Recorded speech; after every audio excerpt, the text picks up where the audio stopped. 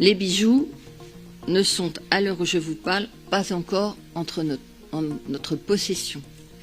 Je veux garder l'espoir qu'ils seront retrouvés et pourront être rendus au musée du Louvre et plus largement à la Nation. Ces joyaux sont dorénavant, bien évidemment, invendables. Pour rappel, s'il en était besoin, quiconque les achèterait se rendrait coupable à son tour de recel de ce crime.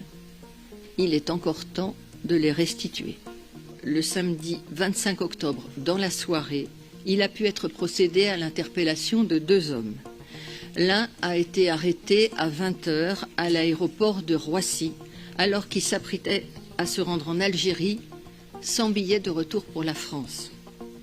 Le deuxième suspect a été interpellé à 20h40 à proximité de son domicile. Rien ne permet d'affirmer qu'il était en partance pour l'étranger, contrairement à ce que certains médias ont diffusé.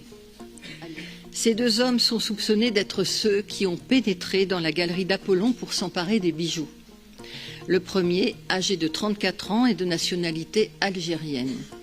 Il vit en France depuis 2010, plus précisément à Aubervilliers. Il était sans activité au jour de son interpellation, mais il avait auparavant exercé les professions de ripper et de livreur. Déjà connu des services de police et de justice pour des faits relevant essentiellement de la délinquance routière, il a également été condamné pour un fait de vol.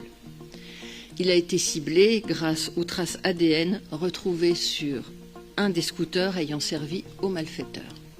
Nous avons, par les systèmes de surveillance et protection, identifié avec certitude la possibilité de l'implication de 4 malfaiteurs. Nous n'excluons pas la possibilité d'un groupe plus large avec un commanditaire, voire une personne susceptible d'être destinataire des joyaux qui ont été dérobés.